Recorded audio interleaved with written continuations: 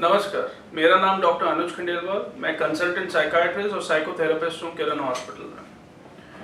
आज का दिन यानी 24 मई दुनिया भर में वर्ल्ड स्किज़ोफ्रेनिया डे के फॉर्म में मनाया जाता है। ये पूरा दिन इस बीमारी के अवेयरनेस के लिए समर्पित किया गया है क्योंकि यह बीमारी बहुत गंभीर है। करीब 1% जनरल पॉपुलेशन इस बीमारी से ग्रस्त होती है। मतलब इंडिया की पॉपुलेशन 130 करोड़ है तो 1.3 करोड़ लोग स्किज़ोफ्रेनिया से ग्रस्त हैं। इसकी गंभीरता इस बात से पता चल सकती है कि 10% स्किज़ोफ्रेनिया पेशेंट्स सुसाइड के शिकार होते हैं, लेकिन सोसाइटी में, समाज में अवेयरनेस कम होने के कारण हम इन जनरल इन पेशेंट्स को पागल या मेंटल बोल दिया करते हैं। ये करने से न सिर्फ उनकी भावनाओं को ठेस पहुंचता है बल्कि स्किज़ोफ्रेनिया जैसी गंभीर बीमारी के लिए भी स्टिग्मा बढ़ जाता है। इस स्टिग्मा को कम करने के लिए सिनेमा ने भी काफ़ी सारी मूवीज़ बना चुके हैं, जैसे वो लम्हे, कार्तिक कौलिक कार्तिक, मदहोशी। इनफैक्ट सिनेमा जगत की एक मशहूर एक्ट्रेस 1970 और 80 के दशक में जिसने ब्लॉकबस्टर्स मूवी दी थी, वो भी इस बीमारी का शिकार हुई और उसके बाद में उनका करियर बिल्कुल फ्लॉप हो गया। इस बीमारी के अगर इन मूवीज़ को देखा जाए तो इस बीमारी के बारे में आपको ये पता चलेगा कि ये बीमारी किसी भी एज ग्रुप में हो सकती है। औरतों में भी हो सकती है, मर्दों में भी हो सकती है, अमीर को भी हो सकती है, गरीब को भी हो सकती है, इंटेलेक्चुअली बहुत स्मार्ट को भी हो सकती है और इंटेलेक्चुअली डिसेबल्ड को भी हो सकती है। इस बीमारी में पेशेंट से ज़्यादा सोसाइटी में अवेयरनेस होना बहुत ज़रूरी है क्योंकि इसमें कोई फिजिकल पेन नहीं होता जिसके बारे में पेशेंट कंप्लेन करे। इनफैक्ट इस बीमारी में पेशेंट वास्तविकता से बहुत दूर होता है। इस बीमारी की गंभीरता को और डिटेल में मैं समझाने की कोशिश करूंगा एक केस एग्जाम्पल के थ्रू। ये केस था 6 साल पहले जब मैंने पुणे में ये केस देखा था। ये केस इतना गंभीर था कि पुणे मिरर न्यूज़पेपर ने भी इसे कवर किया था और हमने भी एक केस रिपोर्ट पब्लिश किया था Indian journal of psychological medicine पे। पेशेंट को पुलिस द्वारा लाया गया इमरजेंसी डिपार्टमेंट, हॉस्पिटल के इमरजेंसी डिपार्टमेंट में।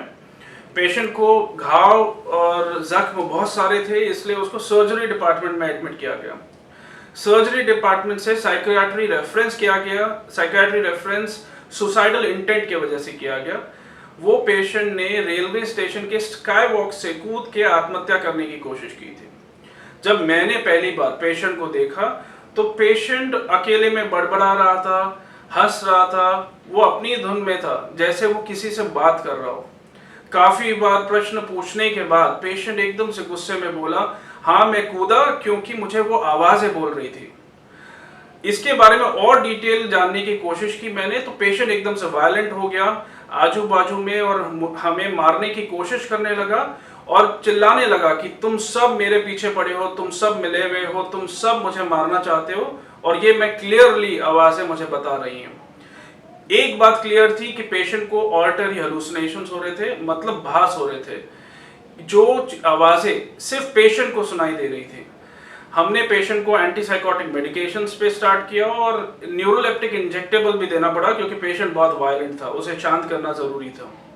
नेक्स्ट डे फॉलोअप विजिट में मैं शॉक रह गया जब मुझे पता चला कि पेशेंट ने रात में अपने खुद के सेक्सुअल ऑर्गन्स मतलब टेस्टिकल्स अपने ही हाथों से उखाड़ दिए, निकाल दिए थे और पेशेंट को अर्जेंट प्लास्टिक सर्जरी रेफरेंस भी करना पड़ा। पेशेंट का प्लास्टिक सर्जरी रेफरेंस करना पड़ा फॉर अक्यूट केयर क्योंकि ब्लीडिंग बहुत ज़्यादा हो रहा था। इस बारे में जब पेशेंट से बात किया तो पेशेंट ने बोला, मैंने ऐसा इसलिए किया क्योंकि आवाज़ें मुझे बोल रही थी और मुझे पक्का पता है कि ये करने से मुझे मोक्ष मिलेगा। ये इस चीज़ को हम बोलते हैं डेल्यूजनल थिंकिंग, काल्पनिक सोच, जो इन पेशेंट्स में बहुत कॉमन होती है। मतलब इन पेशेंट्स में एक तो डेल्यूजन्स होते हैं, एक हेलुसिनेशंस होते हैं, जो दोनों ही पेशेंट को हो रहे थे। 10 दिन में जब पेशेंट में सुधार आया मेडिसिन पे, तब पेशेंट को रियलाइज हुआ कि जो भी उसकी सोच थी और जो उसको भास हो रहे थे वो सब कल्पनाएं थी, वो सच नहीं था। और पेशेंट को जब ये समझ में आया, पेशेंट सिर्फ 22 साल का था, अनमैरिड था, जब उसको ये समझ में आया कि उसके सेक्सुअल ऑर्गन्स निकल चुके हैं और अब वो आगे चल के कभी भी फादर नहीं बन सकता है। तो पेशेंट को एक अलग शॉक लगा और वो डिप्रेशन में भी जाने लगा। पेशेंट का एंटी साइकोटिक्स के साथ में एंटी डिप्रेशन से भी ट्रीटमेंट करना पड़ा। तो हमें इस केस एग्जाम्पल से इतना समझ सकते हैं कि स्किज़ोफ्रेनिया एक ऐसी बीमारी है जिसका जल्द इलाज ना हो तो बहुत कुछ परमानेंट डैमेज पेशेंट को और उसकी फैमिली को हो सकता है। जल्दी इलाज से इन दोनों ही चीज़ों से को रोका जा सकता है। और मूलतः 3 मेन सिम्टम है स्किज़ोफ्रेनिया में। पहला है डेल्यूशनल। डेल्यूशंस मतलब होता है भ्रम, भ्रमित सोच होना। मतलब पेशेंट को लगता है कि लोग उसके बारे में बात कर रहे हैं, उसको देख के हंस रहे हैं, आजू बाजू वाले लोग उसे ट्रेस कर रहे हैं, उसको ट्रैक कर रहे हैं, उसका पीछा कर रहे हैं, हर जगह कैमरेज लगा रखे हैं उस पर नज़र रखने के लिए। और इस खाने में अगर आप खाना दें तो उसको घूर घूर के देखता रहेगा, उसको लगेगा कि जैसे इसमें जहर मिला रखा हो। तो मेन बात यह है कि ये एक शंका की बीमारी है जहां पे शंका की वजह से डर भी उत्पन्न हो जाता है। दूसरा है हेलुसिनेशंस। हेलुसिनेशंस मतलब जो हकीकत में नहीं है वो भी महसूस करना, वो भी देखना। इसमें मेन आते हैं ऑडिटरी हेलुसिनेशंस। ऑडिटरी हेलुसिनेशंस मतलब ऐसी आवाजें आना जो सच में नहीं हो। मतलब ये आवाजें सिर्फ पेशेंट को ही सुनाई देती है। ये भी कई तरह की होती हैं जिसमें या तो आवाजें पेशेंट के बारे में आपस में बात करती हैं या तो पेशेंट से बात करती हैं। और तीसरा आता है कॉग्निटिव डिक्लाइन। मतलब बीमारी के प्रोग्रेशन के दौरान बीमारी जैसे बढ़ती जाती है तो धीरे धीरे पेशेंट की सोचने समझने की क्षमता कम होती जाती है। और सोचने की समझने की क्षमता कम होने के कारण धीरे धीरे कार्य क्षमता भी कम होती जाती है। और ये इतना कम हो जाती है अगर ट्रीटमेंट नहीं किया जाए तो पेशेंट खुद का भी ध्यान नहीं रख पाता है। तो ऐसे कई सारे पेशेंट्स हम हॉस्पिटल में देखते हैं जिनको लाया तो जाता है बट बहुत देरी से। किसी को 1 साल के बाद, किसी को 5 साल के बाद, किसी को 10 साल के बाद। और इतने समय होने के कारण काफी सारा परमानेंट डैमेज हो चुका होता है। न्यूरो इमेजिंग स्टडीज ये बताती हैं कि स्किज़ोफ्रेनिया एक स्ट्रक्चरल और फंक्शनल चेंज की वजह से होती है ब्रेन में फ्रंटल लोब, टेम्पोरल लोब और वेंट्रिकुलर सिस्टम में चेंजेस की वजह से स्किज़ोफ्रेनिया होता है। इसमें न्यूरोट्रांसमीटर इम्बैलेंस होता है। मेजर न्यूरोट्रांसमीटर इम्बैलेंस जो इसमें स्पेकुलेट किया जाता है वो है डोपामीन। और डोपामीन के इम्बैलेंस की वजह से पेशेंट में ऐसी शक्तियां आ जाती हैं, पेशेंट ऐसी शक्तिशाली चीजें कर पाता है जो नॉर्मल इंसान नहीं कर पाता। और कई बार तो पेशेंट हफ्तों तक बिना सोए भी रह पाता है। ये सब देख के यूजुअली सोसाइटी में हम ये सोचते हैं कि इतनी सारी शक्तिशाली चीजें तो किसी देवी देवताओं के वजह से या भूत प्रेत के वजह से होती हैं।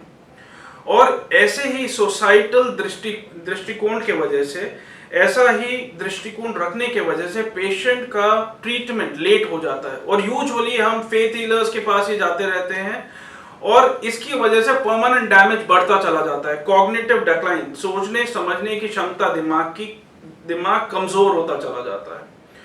कई बार तो पेशेंट्स के रिलेटिव इतने ज्यादा ड्रेन आउट हो चुके होते हैं, इतने ज्यादा परेशान हो चुके होते हैं कि पेशेंट को अपने हाल पे छोड़ देते हैं। इस कारणवश पेशेंट या तो घर से भाग जाते हैं और कई बार हमें रास्ते किनारे कई लोग मिलेंगे बहुत ही डिसेबल्ड स्टेट में, बहुत ही फटे पुराने कपड़े, मैले कपड़े पहने हुए, अकेले में बड़बड़ाते हुए। इन पेशेंट्स का इलाज नहीं हो पाता है। लेकिन अगर इलाज सही समय पे किया जाए तो ना तो पेशेंट के रिलेटिव को तकलीफ हो सकती है और पेशेंट भी अपनी लाइफ बहुत अच्छे से बिता सकता है। अगर हम ट्रीटमेंट की बात करें तो ट्रीटमेंट में हमारे पास 3 मेन मोडालिटीज आती हैं। पहला है मेडिसिन्स, मतलब दवाइयों में के बारे में सबसे बहुत सारी गलत फहमियां सोसाइटी में, जैसे कि ये तो सिर्फ नींद की दवाइयां होती हैं या ये तो नशे की दवा है या अगर एक बार दवाई चालू की तो जीवन भर खाना पड़ेगा। तो इसके बारे में बताना चाहूंगा कि ये दवाइयां ब्रेन में काम करती हैं, ब्रेन के न्यूरोट्रांसमीटर सिस्टम पे काम करती हैं, न्यूरोट्रांसमीटर्स और न्यूरोट्रांसमीटर रिसेप्टर्स पे काम करती हैं। इसलिए थोड़ा नींद बढ़ता है, लेकिन नींद की ये दवाइयां नहीं है, ये कोई नशे की दवाइयां नहीं है।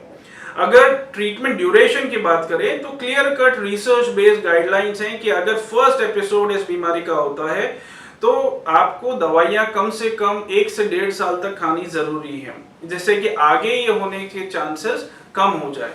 अगर फिर भी सेकंड एपिसोड इस बीमारी का होता है तो कम से कम 3 साल तक ये दवाई कंटिन्यू करनी पड़ती है। अगर थर्ड एपिसोड भी आ जाता है तो कम से कम 5 साल तक ये दवाइयां करनी पड़ती हैं। और अगर हेरिडिटी है या अनुवांशिकता है, किसी के फैमिली हिस्ट्री है स्किज़ोफ्रेनिया की, मानसिक बीमारी की, तो ये दवाइयां लंबे समय के लिए देना बहुत जरूरी है, क्योंकि ऑलरेडी आपके पास में इस बीमारी के जीन्स हैं जो कभी भी थोड़ा भी स्ट्रेस होने के कारण एक्टिवेट हो सकते हैं। अगर ये बीमारी 3 एपिसोड से ज्यादा बार हो जाती है तो हो सकता है और भी बहुत लंबे समय के लिए दवाई देनी पड़ सके, जिससे कि आगे ये एपिसोड्स ना हो। दवाइयों में और हमारे पास में एडवांस्ड मेडिसिन भी हैं जिसमें डेपो प्रिपरेशन आती है। डेपो इंजेक्टेबल्स हम देते हैं जो महीने में एक बार लगाना पड़ता है। अगर ये उन पेशेंट्स में दिया जाता है जो दवाइयाँ नहीं लेते हैं, जो दवाइयाँ लेने में नाटक करते हैं, तो हम यूजुअली महीने का एक इंजेक्शन देते हैं और पेशेंट को घर भेज देते हैं। इसके अलावा सेकेंड अप्रोच जो होती है, जैसे मेडिसिन पे इम्प्रूवमेंट आने लगता है तो हम इंडिविजुअल साइकोथेरेपी करते हैं, जिसमें हम पेशेंट का इनसाइट डेवलपमेंट पे काम करते हैं और पेशेंट का जल्दी रिकवरी में ये बहुत हेल्पफुल होता है। थर्ड मोडालिटी जो आती है वो है इलेक्ट्रोकन्वल्सिव थेरेपी, या इसको विद्युत चिकित्सा भी बोलते हैं। इसमें यूजुअली ये हम उन पेशेंट्स में दिया करते हैं जिनको बहुत ज़्यादा उग्रता या एजिटेशन होता है, जिसमें पेशेंट को खुद को या दूसरे को नुकसान पहुंचाने का रिस्क रहता है। उन पेशेंट्स में हम ईसीटी देते हैं। अगर ट्रीटमेंट को सही समय पर दिया जाए तो पेशेंट की क्वालिटी ऑफ लाइफ बहुत इंप्रूव हो जाती है और इसके साथ रिलेटिव्स का भी बर्डन बहुत कम हो जाता है। रिलेटिव्स भी और पेशेंट भी दोनों ही अपनी लाइफ बहुत अच्छे से गुजार सकते हैं। तो मेरा आप सबसे आग्रह है, अगर किसी के व्यक्तित्व में सडन बदलाव देखा जाए, सडन चेंज देखा जाए, बहुत उग्रता, एजिटेशन, चिड़चिड़ापन देखा जाए, तो तुरंत साइकाइट्रिस्ट के पास आप लेके जाएं। Early treatment the better the prognosis. जितना जल्द इलाज करेंगे उतनी बेहतर जिंदगी होगी। धन्यवाद।